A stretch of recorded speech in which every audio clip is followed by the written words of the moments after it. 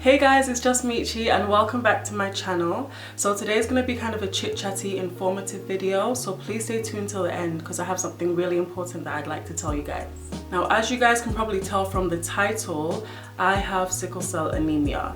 Now, this is something I was born with, it's something I've dealt with my whole entire life, but it's also something I don't usually tell people because number one, a lot of people don't know about it. Number two, a lot of people who do know about it still don't understand it, and I usually have to explain the whole thing right down to the science and the blood cells and everything like that, and it's a really long process.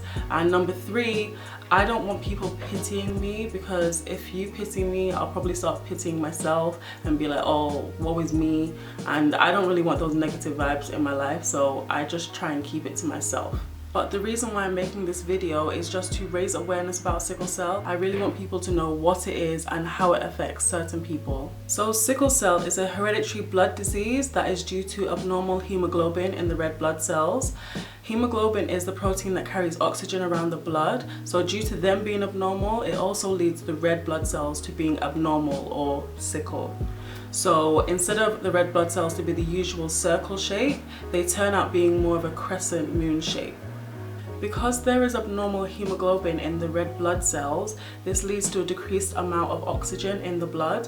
So this causes the blood to be sticky and clot easily, and then that causes a painful episode called a crisis. So a crisis is an episode where you are paralyzed in pain, which mostly forms in your joints. So everywhere that my bone connects is where I usually feel the pain. It differs per person, but for me it usually lasts around 1 to 3 hours. But if I catch it early, it can be shorter than that. So with sickle cell, there are two types which are most common, and that is sickle cell disease, which is the full-blown thing where you have all the symptoms, which is what I have. And then there is sickle cell trait, where you are a carrier of the gene but you don't really experience the symptoms.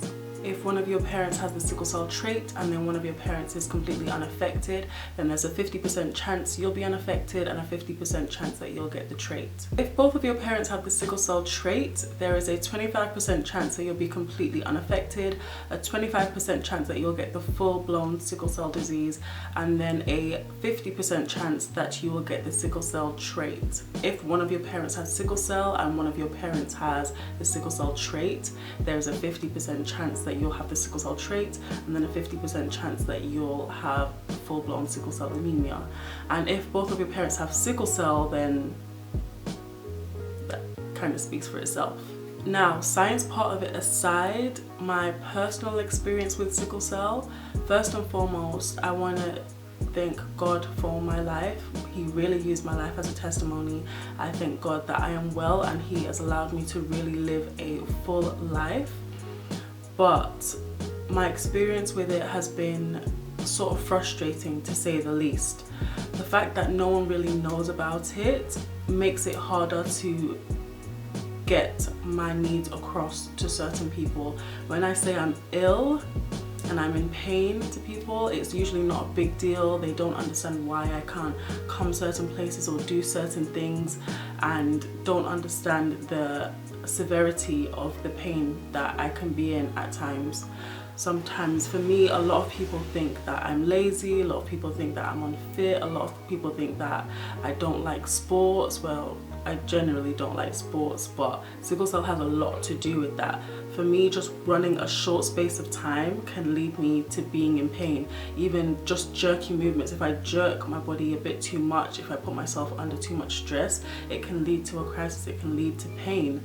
In general, I'm more run down, I'm more tired, I'm more slow with my behavior, slow with my movements. Because of it, I just have to be gentle with my body, especially if you know the way your body works. You have to cater to your own personal body. Someone else with sickle cell may not have to act the same way that I have to act with my sickle cell. I know that for me, I have to be warm. Cold environments can spur crisis.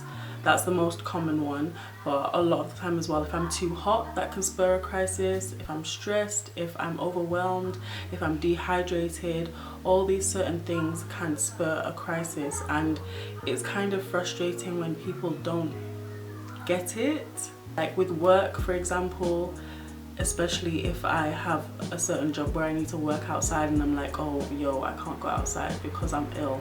They're like, there's a lot of other people that are ill as well, you need to go.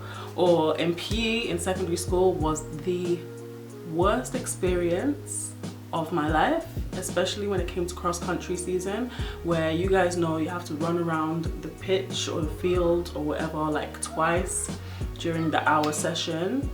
I would always be the last, I would always be at the back, I would always be walking, I wouldn't jog, I wouldn't run, because I know my body, but it's not something that I can really explain to people without sitting them down and being like, yo, okay, the red blood cells don't have enough oxygen, which leads to blood clots, which leads to crisis, which leads to pain, so I can't run today. It seems like I'm making excuses, and I don't want to be a person that gets, oh, special attention from everyone because of it. Sometimes I even seclude myself because I might be in my room the whole day.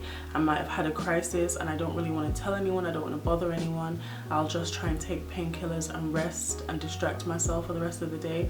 But to certain people that might come across as antisocial or as rude or just not wanting to open myself up to other people, which isn't usually the case.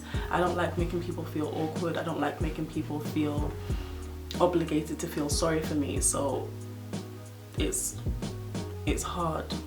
It's hard.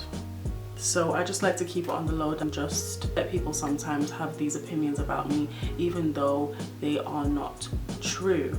Another way it affects me is that our healthcare system is not doing enough to help people with sickle cell. For me, I haven't been to the hospital a lot for my sickle cell, except from since I started coming to uni. I think this is due to me being under maybe more stress, me maybe being out a lot more by myself in the cold and not taking care of my health, which is my fault. But times that I've been to hospital for my sickle cell crisis, they don't understand. They don't even know what's going on. I've had doctors that had to Google what sickle cell is in front of me, and I've had doctors be excited and act like I'm a guinea pig and be like, oh my gosh, you're the first sickle cell patient I've ever received. This is so exciting. Like, what? I'm in pain here. This is not exciting for me. And it's something that should be trained with every medical professional. And I think this is due to the fact that sickle cell is more predominant in people with African backgrounds, Caribbean backgrounds, Middle Eastern backgrounds, and because of that, it doesn't really affect white people. Due to it not really affecting white people, it's not widely known about, which isn't fair. Something that affects a lot of black people, a lot of Asian people should have a lot of focus on it and should have a cure, should have more treatment available to be able to help us. And also recently I found that when I went to pick up my prescriptions, even though I'm a student, they wanted to make me pay for my prescriptions.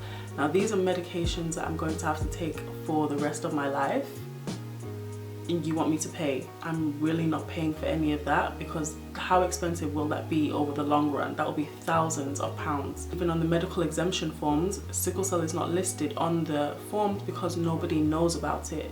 Schools don't really know about it, and this is something that I really want to change. So this is why I wanted to make this video. That is why I need your help. In the description box below, there is a link to a survey that I would love if you could fill out, only if you have sickle cell anemia. It will only take 10 to 15 minutes of your time, and these questions will provide me with the information that I will use to find the tools to help you guys. So please guys, I would really appreciate it. The survey link is only going to be available for the next few days, so you need to do this as quick as possible. I need at least 100 people to fill out this survey, so I would really appreciate it if you guys could spread the word as much as possible. The survey is also only available to people in the UK, so sorry guys that live everywhere else, but right now I just want to narrow down the sample group to people in the UK that have sickle cell. So if you have sickle cell, I'd really appreciate if you fill it out. I know you guys can do this anyway, you're amazing, and thank you in advance for everyone who fills it out and everyone who shares it and everyone who shares this video for me. So that is the end of the video, guys. I hope it was informative enough and helpful to you guys, especially to people who have never heard of sickle cell anemia before. I hope you've learned something new today. And also, guys, tell me if you like my new setup. I'm in my brand new university house, so this is my new room and this is the area that I'm filming in, and I love it. It just looks so much clearer, so much more professional.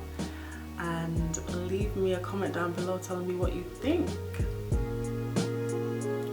I appreciate you taking the time out of your day to watch this, guys. Remember to like, to comment, and to share it. And also remember to subscribe. If you're watching my videos and you ain't subscribed yet, why?